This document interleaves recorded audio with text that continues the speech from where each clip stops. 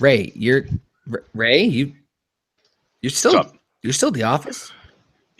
Yeah, dude. After has me working overtime, man, because we got WrestleMania right around the corner, so on and so forth. We got a pay-per-view every other freaking week, man. So it's like unbelievable. Plus TNA. So I mean, it's bananas. But yes, I'm still in the office. I'm gonna be here very, very late. It's gonna pretty much be every Sunday. I mean, last week I was lucky enough to be snowed in. You know, I got to stay home. But other than that, I'm here, brother. And I have to wear this hat now too. Unbelievable. Uh, aren't you getting snowed in again? Because we're getting another nor'easter. Oh no! Apparently, we're just gonna get rain. Enjoy, by the way. Sorry. Thanks. I'm gonna freaking love it. Fantastic. Another 14. And anyway, ladies and gentlemen, boys and girls, children of all ages, welcome back to OneWrestling.com and of course One Wrestling Videos YouTube channel. We're here to talk about everything pertaining to the WWE Elimination Chamber results, reviews, recap, and it begins with R, so we're just going to end it off of that one awkward note. Elimination Chamber's in the books, and oh boy, there's a lot to cover, a lot to talk about. This was another fantastic pay-per-view from the SmackDown brand, so it makes sense that the SmackDown video correspondent guides and hosts you guys here, but I am not alone this time. Oh no, en contraire, mon frere. Stuck over at the, or I shouldn't say stuck, graciously over at the One Wrestling office right now is, of course, the man, the myth, the legend, the icon himself, Big Ray. How you doing, sir? Oh, I'm doing pretty good. All right, I'll give my tag on. Ladies and gentlemen, I am the Mark of the Master, the Man on the Planet, Big Ray, here to stay to talk some WWE Elimination Chamber today with my buddy, OKayFabe. What's up, buddy? How's everything going? It's going. It's SmackDown's been very interesting lately. How's things been on your end? I shouldn't say stuck in the office, but Well, I mean, again, man, I've been working overtime. I've been working really, really late here at the office. But again, you know, I mean, it's a pleasure, you know, to be working with Bill Apter. He's actually not here. Apparently, he's on a trip somewhere. I forgot exactly where he is, but I know he's doing some business here for OneWrestling.com and also for the book, his Wrestling Fix. I know was broken. So, yeah, man, I'm pretty excited, man. This was, listen, right off the top, dude, this for me was a mediocre pay-per-view with an amazing finish, if you know what I mean.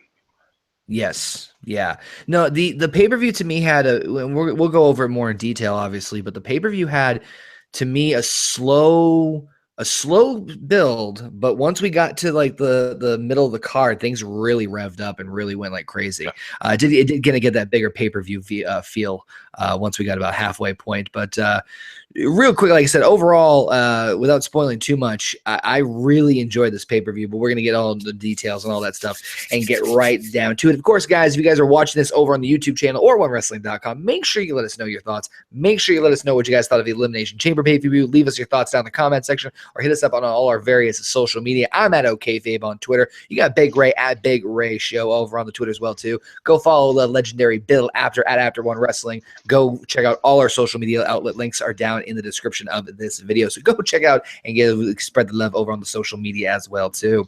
The main show itself, we started off with that was the other thing too, 3 women's matches on this card. I don't think I can remember in history where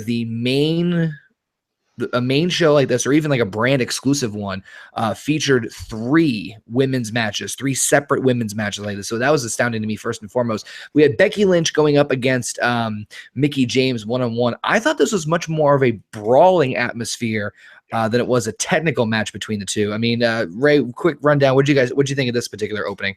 Well, first and foremost, you know, I'm really happy to see Mickie James back in the WWE. There were a couple of times that David Otunga actually stuck his perennial foot in his mouth a couple of times, and JBL actually had to straighten him out because he said that, oh, yeah, she's been away from wrestling for 7 years. No, she hasn't. She's been wrestling in TNA. She's been wrestling on the indie circuit. She's been wrestling all over the world. There you go. And I mean, again, I mean, this guy has his foot like so far down his throat. I mean, he's gonna have a Timberland freaking logo on the back of his esophagus. But anyway, the fact of the matter is this: I didn't really love this match, and it wasn't because I thought Mickie James should have went over. Because in my opinion, I understand why she didn't go over. I just thought that. I don't know, man. Some people were saying, oh, it's a roll-up pin, you know, leaves Mickie James strong. Does it really? Mickie James goes down. I think Mickie James could have won this match, even if it was in a heel fashion, in a dirty pin fashion, won this match and moved on to a longer feud. But you know, I mean, it is what it is, man. I can't totally complain. It wasn't horrible, and I agree. I mean, these two ladies are both technically savvy. So to see them in more of a brawl styling match or brawling style match, I was a little disappointed. I thought this could have been a lot better than what it was. No, I'll echo that a little bit in terms of like there was parts of the match that I don't think a lot of us were expecting it to. And it also was not in a negative sense, but it was a little bit longer opening matchup than we were probably expecting. But yeah, when you usually think or see Becky Lynch and Mickie James, I was not expecting a fisticuffs kind of brawl. I mean, they were brawling on the outside. They were, you know, they did that whole, they held each other with the arm lock outside, like they were two bulls locking outside the ring for, you know, a good amount of time at the very beginning of the matchup. It was just very, not bad, just but as far as an opening contest, I thought it was solid. I still think Mickie James should have won this one, in my opinion, just because I don't know, because I don't know where else they're going to go with this. And, you know, that's just me kind of biting my own tongue in terms of not knowing what direction they're going to have for this. Because again, everything still is infancy, and we're going to talk more about that, I'm sure, when we get to the other women's match as well too. But I thought it was a solid opener. Not, you know, not the greatest. I would agree with you on that aspect, but definitely a match I didn't expect to say the least. Hey, but any other? Yeah, one more thing I wanted to kind of just toss out to you, man. You know, a lot of people are going to say, oh, well, you know, the veteran's job is to put over the younger talent, which is true. I agree. But, you know, when you have somebody with the history of Becky Lynch, I mean, of not Becky Lynch, of Mickie James, somebody who's been multi-time WWE Divas World's Champion, or whatever you want to call her, Women's Champion. I'll just say Women's Champion. I just think that this feud, again, it's because right now, I don't know if it ends here. You know, I don't know if this is it, and it'd be disappointed because again, I was looking forward to again a more technical match, and it was weird, Conor. That's a good point that you made that the opening tie-up was a test of strength basically between both women, where I would have liked to see more chain wrestling between both women. But other than that, bro, I mean, I got to be honest, man. Decent match, just wasn't what I was looking for, and I thought it had so much more potential, man. Something that everybody was expecting. So I think that to kind of piggyback off that. So I definitely agree with that sentiment as well too. Another matchup that just was just a very head scratching to me. And again, it's because, and I'm probably going to say this a couple of times throughout this review. It's just, I'm not sure where they're going with this. I mean, WrestleMania is right around the corner. There's a lot of, I expect a lot of rivalries to either start fresh or new heading into WrestleMania season. So it's hard to kind of gauge what's going to go down. But I'm talking about in particular is the handicap match that we saw, or supposedly or half saw between Ziggler against Apollo Crews and Kalisto. Oh boy. First and foremost, I'm just confused because handicap matches presumably or usually favor heels, not baby faces. So that was the weird part. However, I really did like Ziggler taking out Kalisto. I really thought that was smart, clever, and exactly what it needed to do. Right. What I wasn't particularly a big fan of personally, in my own opinion, was Kalisto coming back in the match. Right. I thought that if they just did Apollo Crews versus Dolph Ziggler one-on-one, even if we got the finish that we did, I would have been fine with it. But now Ziggler once again has lost to Kalisto and Apollo Crews in a handicap match, and supposedly he broke Apollo Crews' ankle twice with a steel chair. But yeah. But that like you just took Dolph Ziggler, who had a fantastic run with The Miz and probably one of the best programs they had on SmackDown for the Intercontinental Championship. You turn him heel, and now it's just I don't know. And Ray, you look like you're completely agreeing with me on this one. I'm agreeing with you, and there's something that actually really pissed me off, and this pisses me off so much. And again, I've been sitting under the learning tree of Bill Apter for about 8 years now. It's gonna be 8 years, I believe, at the end of this year. And I've been now sitting under the learning tree of Ben Hameen, aka Ben Doer, y'all, Ben Hameen for the last 2 years. And one thing that totally pisses off anyone who's been in the business, anyone who works, is when you have Kalisto, who actually got the living daylights beat out of him. He was I mean, just beat up, and he's totally selling. Yeah. Oh, my back, I can't walk. Oh, my back, ah. He gets in the ring, and then all of a sudden, whoa, he's eating his spinach.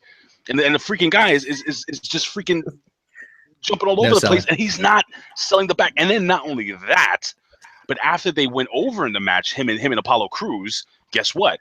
Hey! Nothing. No Yeah. freaking, I mean, not even the oh my back, dude. The other day I was cleaning. Okay, I was cleaning in Jennifer's house. Yes, I mean I was helping her out. Not that she makes me do any anyway. But anyway, the fact of the matter is, okay, and this is the point. I blew my back out, and I couldn't freaking take a step without going ouch. So for me, if I'm getting thrown into a metal screen, I'm assuming that number one, yes, I agree with you, Conor. I'm not coming back. Number two, if I come back, I can't do a springboard freaking suicide plancha off the freaking top rope. Other than that, and I have to also say one more thing, and I'm sorry for being so long-winded, but you're good. This match really disappointed me. Where again, Dolph Ziggler, what are they doing with him, man? I mean, not the match itself. The match was it's okay. Again, slow pay-per-view start. What upset me is, Conor, to be honest with you, is what are they doing with Dolph? Is he? Yeah, he's a heel. People were freaking thank you, Ziggler. They were so happy. You know why? You know why they're happy? Because they're tired. This is the '90s all over again, dude. They're tired of seeing baby faces die, Rocky die. They're tired of seeing freaking what's his face come down. What's the young man's that he was fighting tonight? Not Kalisto, the other young man. Apollo Crews. Who wants to see this guy? This guy needs to come down pissed off.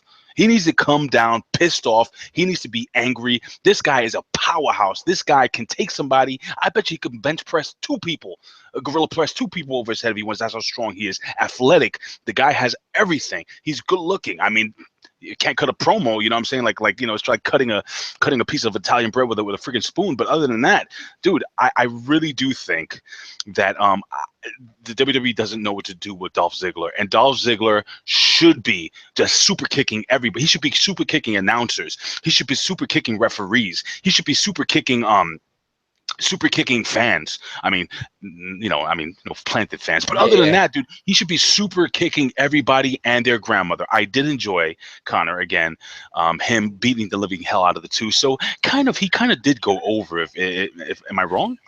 No, it's not that he didn't get over. He walked out. Even though he may have lost the match, he walked away as the dominant one. So it's kind of line with me of like, did I enjoy it or not? Because I guess it drove home the point that we needed to drive home. But at the same time, it's like, how can we expect to get some momentum out of him if he's just losing all the time? That's the other part that really bugged me more than anything else, is that, like I said, huge momentum off of a very emotional roller coaster of him with the Intercontinental title and Miz, and this back and forth, which I thought was some of the greatest stuff they had going on SmackDown.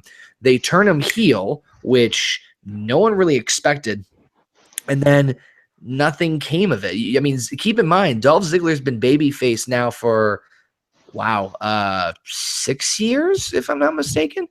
Probably about 6 years. Yeah, I believe you're correct, sir. About that long. I think it was 2. I'm just trying to do the math. Yeah, I think about 6 years. So having him there that long and then turning back into a heel, especially this different kind of heel that we haven't seen him do before, I think is just kind of, it just kind of stinks, because we see the potential of where this could go. As you said, the fans going, thank you, Ziggler. And we're not sure where. And again, I'm going to say this over and over again. Not sure where they're going to go with this. I hope they go for a long program with Crews and Ziggler, because I think the matches they could put together, if they gave them enough time and gave them enough craziness to, like, freedom to do what they want, you could see some really good stuff. Dude, I agree with you 1,000%. And again, I don't want to spend too much time on this match because I don't believe it's worth that much time. But yes, I agree with you, man. If Dolph Ziggler and Apollo Crews would just, I mean, if they just gave them and just said, look, guys, go and just have the best match you possibly could have. Right. Can you imagine? It's mind blowing to think what these two could do with the handcuffs taken off. So yeah, man, I agree with you 1,000%, Conor. Well, we'll see what happens. I mean, maybe they'll give them a top spot on SmackDown, like the 9 o'clock hour. That'd be really interesting to see. But again, folks, let us know your thoughts again down in the comment section. What do you guys think of this? And where do you think they're going to go with Dolph Ziggler's new creative direction? To be honest with you, the next matchup on the list here, Again, I'm kind of a little iffy on this one. And the reason I'm iffy is not necessarily the match itself. I really enjoyed the match itself. It's, again, the bigger picture and the result of everything. I'm talking about the SmackDown tag team title turmoil match. So many T's and alliteration. Good gosh. So I enjoyed the in-ring action. Loved Heath Slater and Rhino. I thought they looked fantastic. I thought the Usos looked good. I thought American Alpha looked fantastic, obviously, because they walked away as winners. The concern that I personally have is, and this is not just a thing on the tag team division, it's whenever wrestling does this, is when you're essentially dumping your entire division into one match. Right. And I honestly thought I keep saying vaudevillains. I honestly thought the Ascension were going to win. I legitimately thought the Ascension were going to win. Usos attacking American Alpha after they were eliminated by American Alpha. The Ascension got that win on SmackDown the week before. The planets and the stars were aligned for this to happen, and they didn't pull the trigger. And the concern for me is now, to me, they haven't built up any teams properly to be a credible threat to American Alpha's tag team title reign. I was secretly hoping we were going to see the Revival sneak their way in, but alas, that isn't going to happen. But as far as the match itself goes, match action was fantastic. I'm just worried about the division as a whole.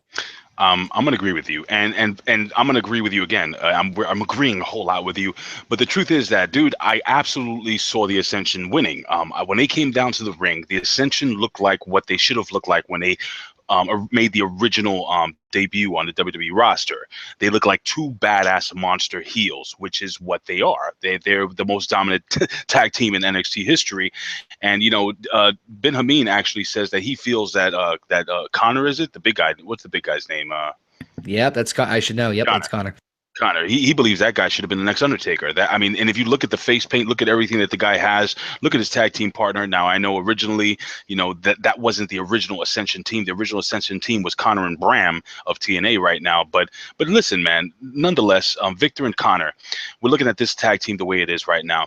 They buried them so deep. I believe they ended up somewhere in China. That's number one. Number two, they're digging their way back out, and you're going to put them in this tag team turmoil match where you have every single tag team on SmackDown pretty much on the roster. Now, enjoyed the match. I thought it was okay. The Usos looked really, really solid. I love the Usos. I love their new tough guy look. The only problem is that your tag team champions have absolutely no charisma, and I've seen them on NXT. I honestly do feel that these guys need to be bad guys. I've seen them. They just have this. I think they'd be better off as two extremely arrogant young jerks. I was going to use the P word, pricks. Right. Oh, I said it already. So it is what it is. That's what I sincerely believe they need to be.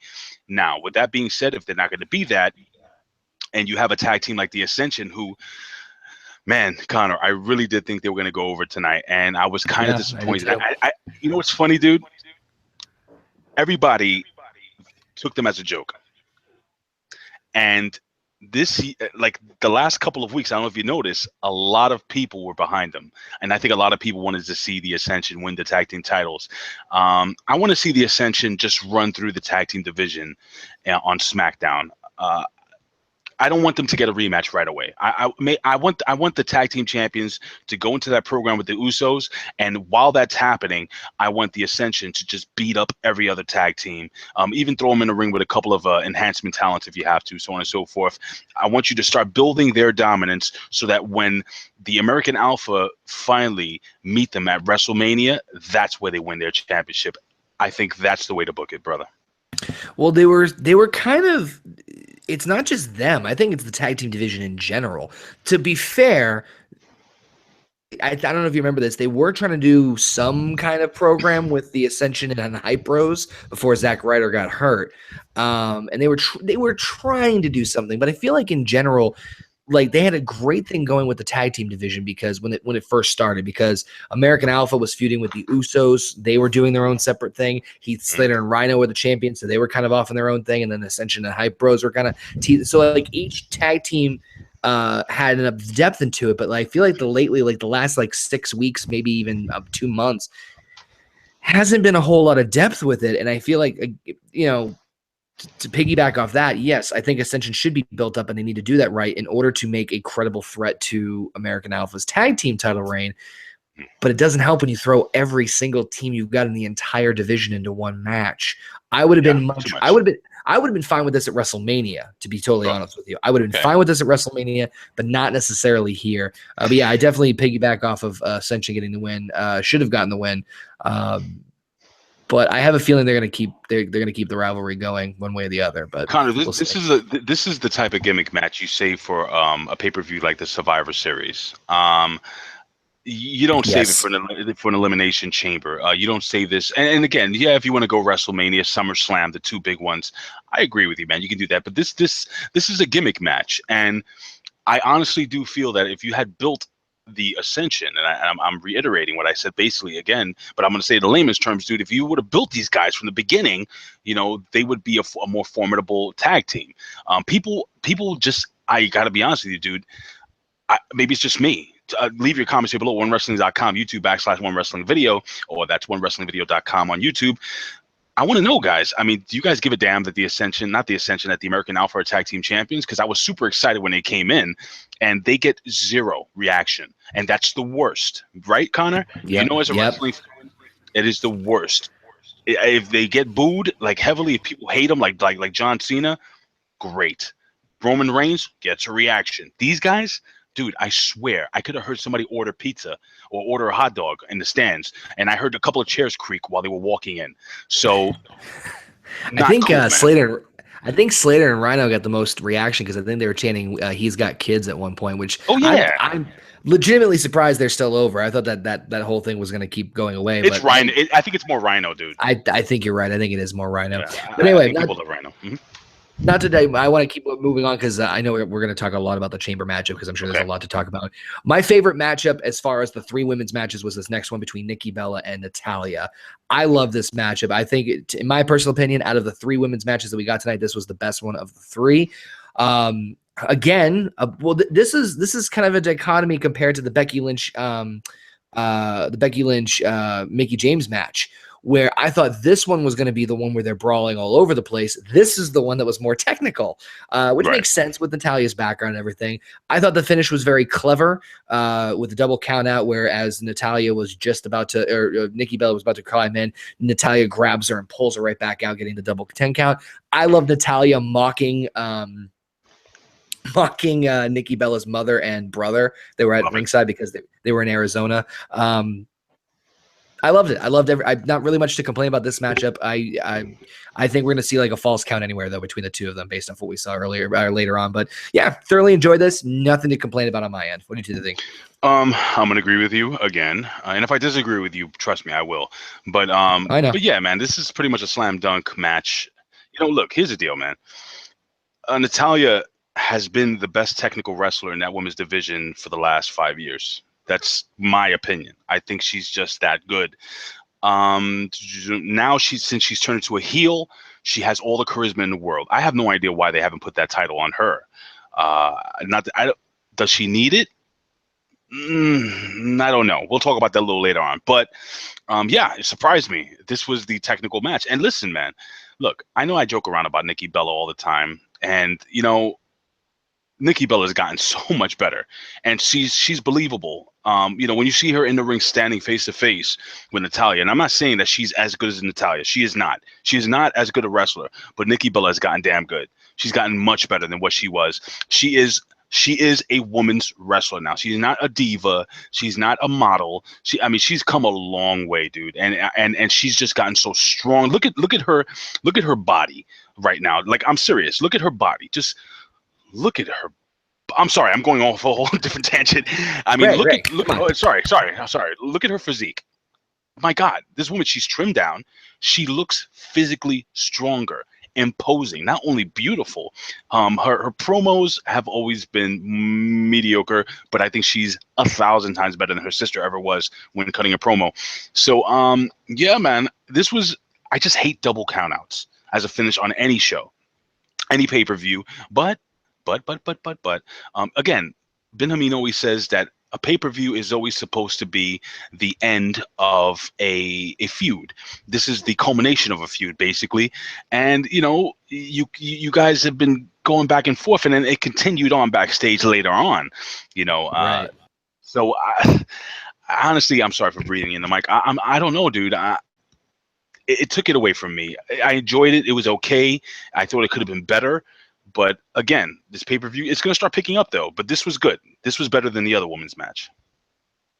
No, I agree with you about I'm not being a fan of double countouts. I'm not a fan of them either, but considering what they're doing with this, again, with them brawling again backstage, and keep this in mind too, I think I have to think about this for a while now. We've never seen Nikki versus Natalya one-on-one since they did the turn with her at Survivor Series. I think they might have had a tag match, but they've never been in the ring long enough together where they could have a decent wrestling match. So to me, that makes sense that they would do a double countout. Again, I'm with you on not being a huge fan of them. And again, with them, brawling later on in the evening, which I thought was kind of funny, where Maurice's makeup powder just went absolutely everywhere. It's like someone stepped on a powder keg. I'm not surprised if they would go with a false count anywhere on SmackDown in a couple of weeks, which I think would be pretty fun to see. Another matchup that really surprised me was our next one. Not that I didn't think this matchup was going to be good, but I didn't think it was going to be this good. I thought Orton versus Harper was fan-freaking-tastic. Yes, agreed. 1,000%, dude. Shocked. And I'm not trying to take away from Harper or Orton. I don't think they're fantastic athletes and fantastic wrestlers. But wow, this one was just wow. This one was wow. I agree with you 1,000%, dude. I'll throw it over to you first because I want to hear your thoughts first. Regarding Orton and Harper. Yeah, just in general. Well, here's my thought process. I'm watching Luke Harper in the ring, right, dude? And I'm saying to myself, man, Bruiser Brody, I grew up loving Bruiser Brody when I was a kid. Yep. And I said to myself, man, this guy is definitely the modern day Bruiser Brody, just way more athletic, just super awesome. It was just, I knew he was going to lose. And that was my thought process going in. And then what actually adds to this being a downer for me is not only do I know he's going to lose, but I don't think he'll ever be world champion or he'll ever go past the mid card, which I think is a shame. And it actually, I'm sitting down, and I think it's a shame for me to sit down to watch this match and to get involved and get fully invested in this when I can't see this guy going any further than what we see here. Now, if we're just talking about this one match here, it was great. Luke Harper just put forth a great match. I mean, the guy is a CZW legend, dude. This guy is just a machine. And honestly, I really wish. Former Intercontinental champion too. Absolutely. Was it twice? Oh, that's another thing. David Otunga, you idiot, you stupid idiot. Dude, he comes out and he says, and this is off the top of my head because I have no notes here. I'm doing all of Bill Apter's work over. Anyway, I'm sorry, Bill. It is what it is. It's tax season. Yeah, basically. He goes on to say that, yeah, this is the first time Luke Harper's been on his own, blah, blah, blah. And I'm like, what? The guy was freaking IC champ. Go back.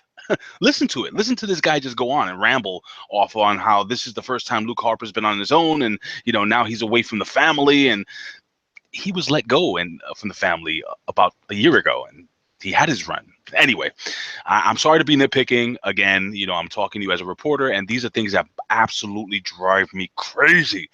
But dude, this match was great, man. Back and forth. I mean, Luke Harper going between the ropes. I mean, just flying around like a cruiserweight, basically. This guy's 300 pounds, almost 6'7" tall. Randy Orton's another big guy. Back and forth. And listen, at one point, I suspended disbelief, and I said, "Oh my God, is Luke Harper going to win this?" But no.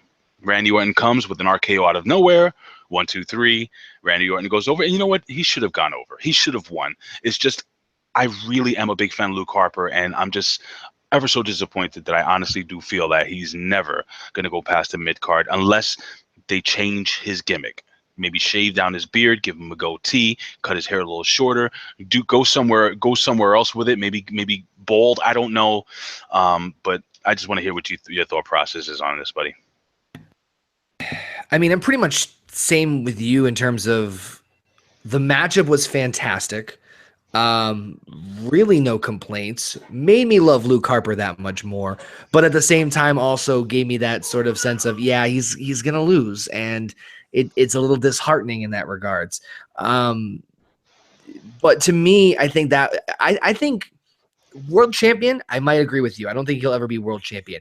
Mid-card champion again, that I could possibly see happening again, because I think if anything from that match that we saw, that's going to start getting the attention of all of the right people. And the way SmackDown's been written in terms of, really capitalizing on talent lately, I think is just a smart move. So I think I understand your concern, and rightfully so, but at the same time, I think that I think the cream will rise to the crop on that one. But I still don't take anything away from any of them, because especially Luke Harper, I think he'll be fine, especially after this match. But I apologize, my little one's in the background right now. Fine, dude. I got. Listen, I may have to walk away from this office for a second, because the phones go off and I have paperwork coming in still. It's freaking 1 o'clock in the morning. I'm still going nuts here. But anyway, go ahead. Yeah, you gotta love it. Anyway, real quick, I'm gonna go over to the women's match. I'm gonna throw this over to Ray real fast in just this one. The women's championship, Alexa Bliss versus Naomi. Ray, I'm gonna hand it over to you for just 1 second as I take care of this, and it's all yours, buddy. Women's championship. What'd you think? All right. So first and foremost, I got to be honest with you guys. I did not think Naomi was going to go over here. Naomi, I want you to really think about this really well. Naomi has come from being a Funkadactyl to the wife of one of the Usos to a reality star, I guess you would call her, on Total Divas, and to, let's be honest, guys, kind of botchy in the ring. She's come from all of that to be one of the most dynamic, one of the best in-ring workers, one of the most exciting in-ring workers, and she's just put together it was great to see her. No, by the way, she goes over with her moonsault pin. And I got to be honest with you, I'm glad they took away the jumping butt bump finish, whatever the hell they call it. Yes. And I was just telling the fans as you walked away that she's come from being a Funkadactyl. She's come from being the wife of an Uso. She's come from being a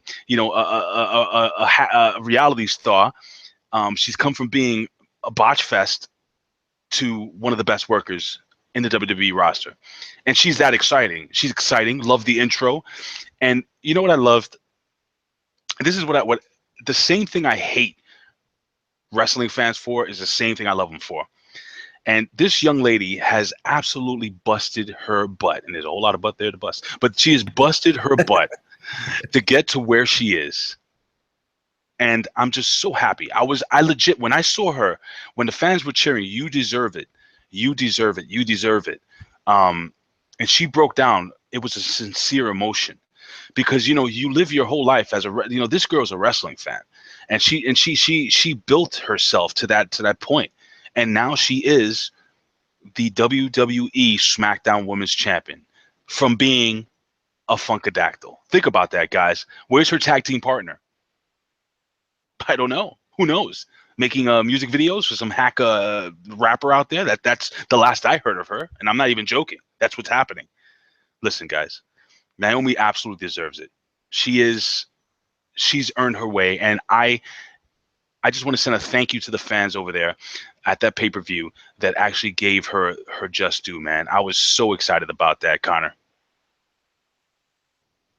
No, I was blown away by her performance in this matchup. Not that I don't think that she couldn't have, given us that performance, but pretty much echoing pretty much the same thing you are. I was genuinely happy for, to keep talking about what you were saying, like, busting her tail, working to improve herself, the new look, the new entrance, which is going to be amazing at WrestleMania. I can't wait to see how that's going to come out with all the glow stuff and everything. It's going to be awesome. Hometown of Orlando. She's walking into her hometown at WrestleMania as a SmackDown Women's Champion. You can't beat that. And not only that, she has a lot to live up to because she's married into a wrestling family too. Don't forget she's married to Jimmy Uso, who's part of the legendary Samoan family. So it's tricky that she was able to work so hard. I mean, people were posting stuff from her from NXT, and it's like, wow, like, you know, back in like the reality days of NXT, like how much she's really come about. So, you know, as much as I love to have seen Bliss maybe hold on the belt a little bit longer, at the same time, between her win, the reaction from the crowd, the genuine emotion, I'm right there with you. She absolutely 100% deserves it. I'm really happy for her. And I was a little shocked. Like I said, I thought Bliss was going to retain, but at the same time, I'm not disappointed whatsoever. Can I ask you a question? All right, but are you all right? You're happy for Naomi, because I'm happy for Naomi. But at the same time, I was disappointed for Alexa Bliss because Alexa Bliss is awesome. Yes, she is awesome. So what this does for me is, as a fan, as a reporter first, but as a fan, no, as a fan first and as a reporter second, I am happy because, yeah, our girl, she wins. But now look what we have to look forward to, because I think these girls can put together some really damn good matches. And I could see this title being hot potatoed back and forth and not be totally disappointed about it. I know a lot of fans aren't happy, don't like when the title bounces from one person to another. But in this case, Conor, I honestly do sincerely feel that this is going to be good for the SmackDown title moving forward. And honestly, man, I really love the SmackDown women's division a lot. I like them actually. I like them, believe it or not, I like them more than the Raw roster, dude. No, I'm pretty much right there with you. I mean, I think the way that they're, and the funny thing is, I think the Raw women's division has more women. I could be mistaken on that one. I believe you're right.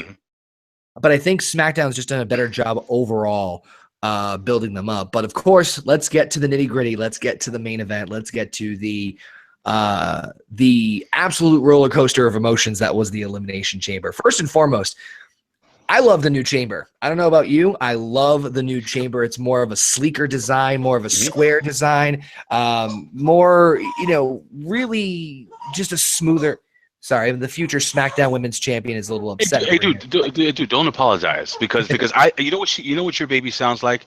Your baby sounds like all the internet marks that are out there right now. Because all I was hearing on Twitter was, cry like all these freaking marks. Oh, why is there padding outside around the chamber? Why is there padding on the chamber? Let me explain something to you, okay, guys? I'm gonna explain this to you. God damn it.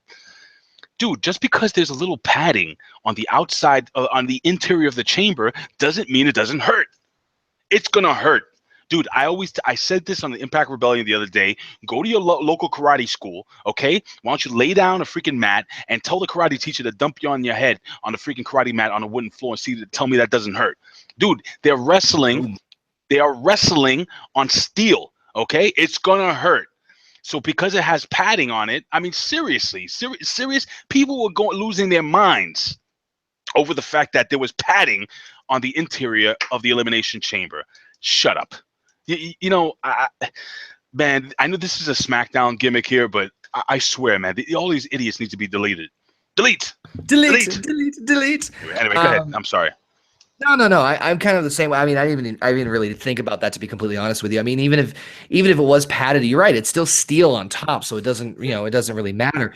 But the thing that the match was, I mean, what can I say about the freaking match? AJ was the MVP in my opinion. He did every crazy spot. He did every crazy bump. He made everything look dramatic and made it look, you know, absolutely fantastic from any way he put it. Whether he was giving the move or he was receiving the move. I loved Miz. I thought Miz was the greatest in terms of reacting to everyone. I love that part. Baron Corbin, I thought was fantastic. I was a little bummed that we didn't get an elimination from him. I thought we'd get at least one, but at the same token, with him just absolutely just destroying Dean Ambrose. He's still a new boy. He's still that banana hanging off the tree green. He still needs to earn his stripes. He's in there with the top level guys and the SmackDown roster. But I will say this, he did, and he's won me over the course of a year, because I hated him when he first came in, but he is absolutely, positively, unequivocally won me over with his performance, especially tonight. Day in and day out, every single week I see him getting better. He's good at promos. I love, and Conor, I want to throw this at you. Tell me you didn't, and I think this is what you're alluding to when you were talking about The Miz, but when that pod opened up and The Miz just stood there. Yes. Yeah. Well, it was that, and like I think there was a spot where it was Dean in the corner, and he had Wyatt on top of him. Like he was going to do a power bomb, and AJ was coming on top, and he threw AJ, and he just went like this, and he just yelled, "Cover him!" Like he just yelled right out. I mean, Miz's reactions were probably some of the highlights of the entire match for me. But I mean, I can't even remember most of them, but just because there were so many diving off the pod, so many dives off the pod, steal great, steal that. Corbin throwing Dean through the pod, which just the sound of it alone was just brutal enough. But of course, the big one that everyone was talking about. By the way, I was alluding to Cena pinning Miz as well too. Dean. I think Dean and Corbin. I'm going to call it now. I think we're going to see Dean and Corbin at WrestleMania for the Intercontinental Championship. And I think they should put it on Baron Corbin. Absolutely. Yes, I agree with that, especially after the momentum he had. Oh my God, she's so cute. Let me see her. Yeah.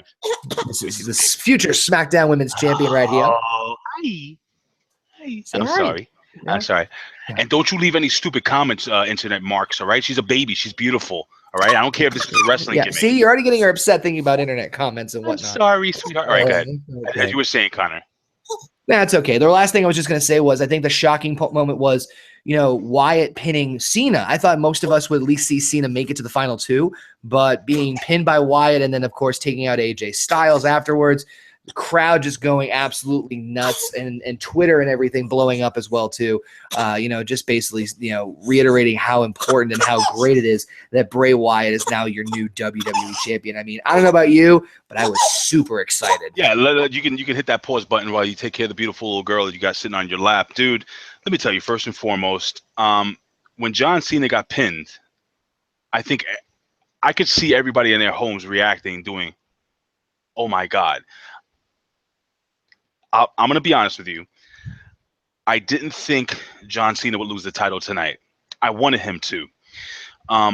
Didn't think they were going to go the route that they should have gone, which is, listen, if you're building up Randy Orton, obviously, he's part of the Wyatt family. So, yes, I mean, it makes all the sense in the world that Bray Wyatt would win the championship and move on to face Randy Orton at WrestleMania. Man, I can't believe they actually went through with it. Baron Corbin did a fantastic job. I agree with you 1,000%. AJ Styles was absolutely the MVP of this match, and especially him being the last guy in the ring with Bray Wyatt was awesome. The way he took oh God, I forgot the name of his finisher. I've been working crazy. End of days? No. I'm talking about Bray Wyatt's finisher. Oh, Sister Abigail. The way he took Sister Abigail, that sounds so wrong on so many different levels. But the way, you're laughing. But the way he took Sister Abigail, that's what you do. Absolute pro, unbelievable match. John Cena jumping off the top of the pod. I mean, it was just, guys, you can't ask for anything more. This had everything. And then you had Randy Orton, who comes out, takes off the little hoodie, and boom. The funny thing is, I noticed that Bray Wyatt he acknowledged him, but he was, reveling in his win. And my God, Bray Wyatt has been labeled as the guy never to win the big one. And I was just so freaking overjoyed. And unfortunately, I don't think he is going to be able to, he couldn't celebrate as much as he probably wanted to in the ring because, it's not his character. But I'm sure once he got backstage, it was probably, and I'm assuming this is probably a very emotional moment for him. He's the first one in that family to win the WWE Championship. Yes, and that is amazing, dude. And I'm talking about within that family. I'm talking about going back to Barry Windham, Blackjack Mulligan, IRS. I'm talking to his brother, Bo Dallas. Go on and on. None of that family has ever won a WWE World Heavyweight. And that is, again, the championship. Not that universal title, not that stupid fruit roll-ups championship like I call it. This is the legit WWE World Heavyweight Championship, one with the lineage back to 1945. This is the real deal. And I was just excited to see Bray Wyatt become the champion. I thought this match played out very well, but I want this to be food for thought, Conor, and you can close out with this, buddy. Daniel Bryan on Talking Smack was talking to Renee Young. Renee Young's like, "Oh man, this is gonna be great. We're gonna see Randy Orton versus Bray Wyatt." And Daniel Bryan cuts her off, and I don't know if it was he cut her off in kayfabe or he cut her off legit. If he cut her off in kayfabe or legit, he says, look, there's no guarantee that Bray Wyatt is going to be the champion. There's 7 weeks to go to WrestleMania. Remember that, guys. There is a possibility that Bray Wyatt may not be the WWE champion. Do I think it's going to happen? I am 85% sure Bray Wyatt will be champion. I have to do some digging, and I have a lot of paperwork to do here. But there is a possibility that he is not going to be champion.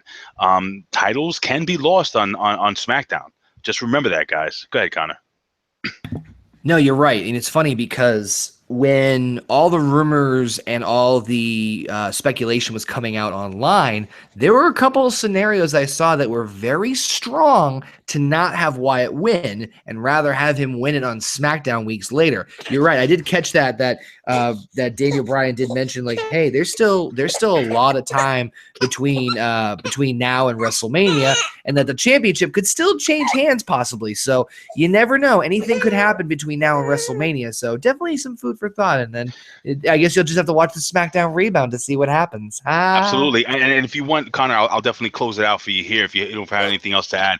All right, no problem. And listen, ladies and gentlemen, look, guys, you can give us a follow here at OneWrestling.com. Give me a follow at Big Ray Show on Twitter.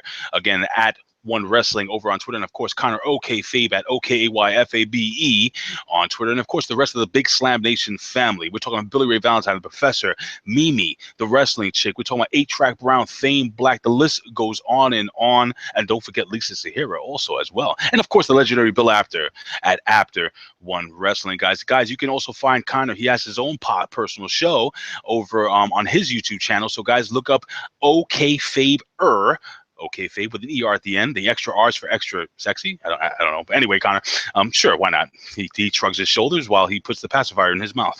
And again, guys, you can find me also on the Impact Rebellion over at WrestleZone.com with my co-host, the hacker, Bin Hameen. Y'all give him a follow at Bin_Hameen. Ladies and gentlemen, I always say this. I would do this for a living, but if I can, I would do it anyway. Why? Because I love talking wrestling. And listen, I'm sure you would love talking wrestling too, but you got a pacifier in your mouth. You have a crying baby on your lap. And I think she is a priority, my friend, and she's going to be running things for the next maybe 20 years. Oh, you have no idea.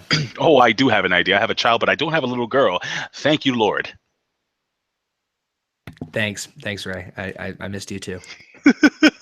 Dude, it was a pleasure actually doing this with you, man. It's been a while, and my God, man, I'm looking forward to seeing where they're going to move forward with this. I think it's going to be an interesting SmackDown. And again, guys, come back to OneWrestling.com and on One Wrestling video here on YouTube, and check out the SmackDown rebound every single week here at OneWrestling.com.